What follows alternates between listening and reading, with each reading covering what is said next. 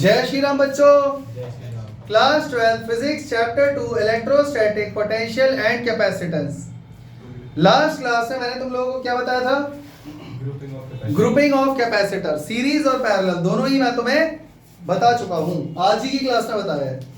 तो अब हम लोग नया टॉपिक स्टार्ट करने जा रहे हैं, energy stored inside the capacitor. करें शुरू। देखो भाई, energy stored inside the capacitors। बच्चों जो भी टॉपिक हम कवर करते जा रहे हैं ना, अगर तुम इसके फॉर्मूले रिवाइज नहीं करोगे तो तुमको बहुत दिक्कत आएगी न्यूमेरिकल करते टाइम, क्योंकि जो भी लास्ट में फॉर्मूला डिराइव होकर आता है एटलीस्ट वो तो याद कर लो। वैसे तो डेरिवेशन भी आनी चाहिए आपको, डेरिवेशन कब कहाँ किसकी आ जाए कुछ पता नहीं है, लेकिन फाइनल फॉर्मूला एटलीस्ट आपको कम से कम आना ही चाहिए। ठीक है भाई, तो आज हम पढ़ने जा रहे हैं energy stored inside the capacitor. क्या कैपेसिटर के अंदर एनर्जी स्टोर होती है? जिस दिन मैंने कैपेसिटेंस और कैपेसिटर वाला टॉपिक स्टार्ट किया था तभी बता दिया था कि कैपेसिटर के अंदर जो इलेक्ट्रिक फील्ड है, हर इलेक्ट्रिक फील्ड के अंदर कुछ ना कुछ एनर्जी स्टोर होती है, हाँ या ना? तो कैपेसिटर के अंदर भी एनर्जी स्टोर कुछ तो होती होगी, वही आज हम डिराइव करने जा रहे हैं। ठीक है, तो बच्चों मान लो ये एक पैरेलल प्लेट कैपेसिटर है,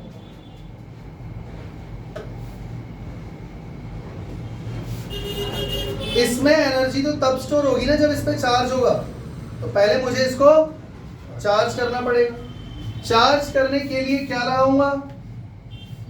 बोलो भाई, बैटरी। क्योंकि बैटरी ही नहीं लगाऊंगा तो चार्ज कहां से होगा? चार्ज नहीं होगा तो एनर्जी कहां से स्टोर होगी? मान लेते हैं इसका पोटेंशियल है V, हाँ या ना? यहां से क्या निकला बच्चों? चार्ज।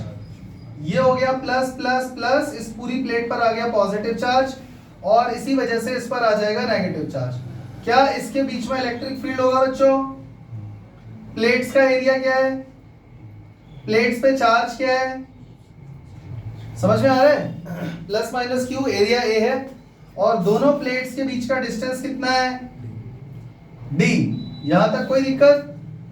चले आगे। अब मुझे एक बात बताओ, अगर ये सारी चीजें ना मैं यहां नहीं लिखने वाला, मतलब पैराग्राफ के फॉर्म में मैं ये सब नहीं लिखने वाला। Let there is a parallel plate capacitor whose plate area is capital A and distance of separation is d।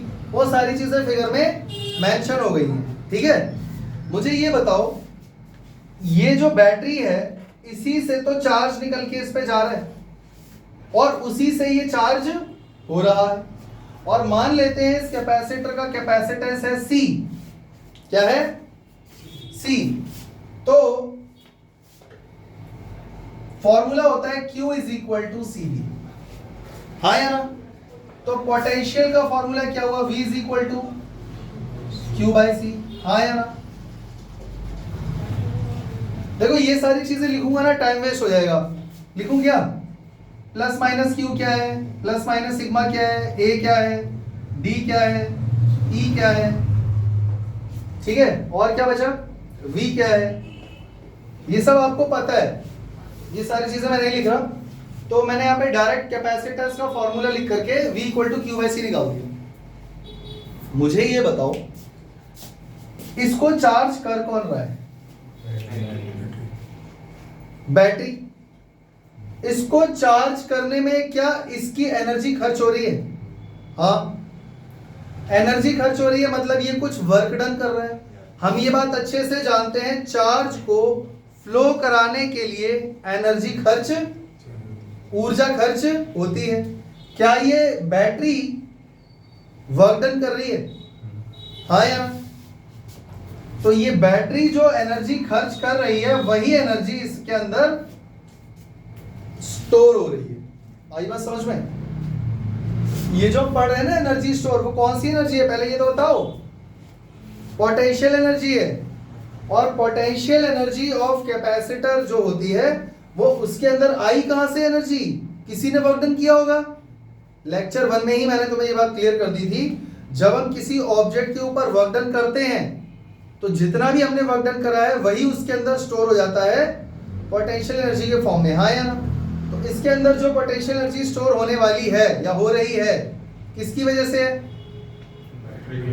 Work done by the battery.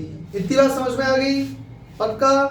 तो अब मुझे ये बताओ, एक छोटा सा इसको चार्ज इंक्रीज करने में, ऐसा तो नहीं है कि बैटरी लगाई और सीधे ही चार्ज हो गया, धीरे धीरे धीरे धीरे चार्ज हुआ होगा, होता जा रहा है होता जा रहा है। छोटा सा चार्ज बढ़ाने में, इस कैपेसिटर की प्लेट्स के ऊपर छोटा सा चार्ज इंक्रीज करने में, बढ़ाने में कितना वर्क डन लगा इसका, बैटरी का? छोटा सा, यानी कि small work done to increase the charge dq on capacitor by the battery will be कितना होगा बच्चों? तो पहले मुझे ये बताओ, वर्क डन का फॉर्मूला क्या होता है? बहुत बढ़िया, शाबाश।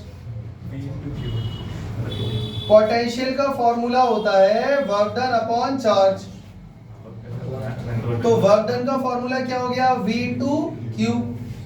समझ गए? पीछे वाली की बात कर रहा हूं। तो यहां पर तो स्मॉल वर्क डन हुआ है, तो dW will be equal to V into dQ, क्योंकि छोटा सा चार्ज dQ इंक्रीज करा है, हाँ या ना? यानी अगर मैं इस इक्वेशन को इंटीग्रेट कर दूं तो जरा चेक करो, टोटल वर्क डन आ जाएगा जो भी बैटरी ने खर्च किया इसको चार्ज करने में, हाँ या ना? हाँ या ना? और जितना भी टोटल वर्क डन यहाँ पर आएगा वही टोटल पोटेंशियल एनर्जी होगी कैपेसिटर जो उसमें स्टोर हो रही है। कोई दिक्कत? चले आगे, तो इसको इंटीग्रेट कर दो।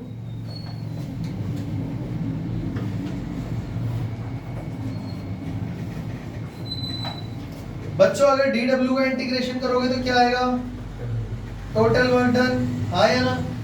और बच्चों इधर इंटीग्रेट करोगे तो क्या आएगा? V की वैल्यू क्या है? Q बाय C, और विद रेस्पेक्ट टू dQ, और इसको इंटीग्रेट कर रहे हो 0 से लेके कैपिटल Q तक। अब जरा चेक करो टोटल वर्क डन कितना आ गया। देखो कैपेसिटेंस तो कांस्टेंट है, वो तो बाहर आ जाएगा। मैंने बताया था ना, किसी भी पैरेलल प्लेट कैपेसिटर का कैपेसिटेंस साइज पर डिपेंड करता है, तो वो तो फिक्स है ना, वो तो बाहर आ गया। अब आप किसको इंटीग्रेट कर रहे हो? खाली Q को with respect to dQ from 0 to capital Q। तो बच्चों क्या आ जाएगा? Q²/2। तो W will be equal to 1/c multiply by Q²/2। समझ में आ गया? और लिमिट लगाओगे 0 से लेके कैपिटल Q तक, हाँ या ना? इसके बाद ऊपर लिख दूं, total work done will be equal to 1/c, एक बार अपर लिमिट लगाओगे Q²/2 माइनस 0²/2। बच्चों क्या आ गया वर्क डन? Q²/2c। और यही है टोटल पोटेंशियल एनर्जी, जिसको U से भी डिनोट कर सकते हैं। यानी potential energy stored inside the capacitor का फॉर्मूला क्या आ गया? अरे बोलो भाई, क्या आ गया? Q²/2c। याद रहेगा? भूलोगे तो नहीं? पर अकेला सिर्फ यही फॉर्मूला नहीं है, फॉर्मूला और भी है। हम जानते हैं कि Q का फॉर्मूला क्या होता है बच्चों? CV। अगर मुझे इस कैपेसिटर की एनर्जी Q और C के टर्म्स में नहीं चाहिए, बल्कि वोल्टेज V के टर्म्स में चाहिए, तो क्या करेंगे? Put Q is equal to CV इस इक्वेशन में डाल दो, तो पोटेंशियल एनर्जी कितना आ जाएगा? अब Q की जगह पुट करोगे CV, Q का स्क्वायर करोगे अपॉन में 2C, क्या आ गया? C² V²/2C, एक C से एक C गया, हमारे पास आ गया हाफ CV²। कोई दिक्कत? कोई दिक्कत? एक पोटेंशियल एनर्जी का फॉर्मूला ये भी आ गया। इसके बाद ये यहाँ पर खत्म नहीं हुआ है, यहाँ पर जैसे हमने इस फॉर्मूले में Q की जगह CV पुट करा है ना, ठीक उसी तरीके से अगर इस फॉर्मूले में C की जगह क्या पुट कर दूं, Q बाय V, ये इसमें अगर पुट कर दूं तो क्या हो जाएगा, potential energy will be equal to half C की जगह क्या आ गया बच्चों, Q बाय V multiply by V square. जरा चेक करो, V से V कट जाएगा, U equal to QV by 2, यानी पोटेंशियल एनर्जी का फॉर्मूला ये भी है।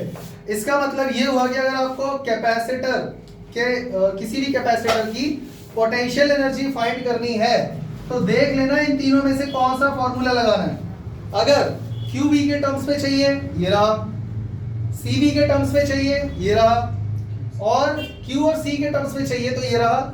और अगर आपके पास Q C V तीनों ही चीजें हैं, आप तीनों फॉर्मूले लगा के देख लेना, आंसर सेम ही आएगा, आंसर में कोई फर्क नहीं पड़ेगा। और एक बात, ये जो भी कैपेसिटर की एनर्जी आई है ये पोटेंशियल एनर्जी है। दूसरी बात, ये एनर्जी इसके अंदर आई कहां से, ये एनर्जी इधर खर्च हो रही है और इधर बढ़ रही है, इधर खर्च हो रही है, यानी ये एनर्जी बैटरी से इसमें जा रही है। समझ में आ गया?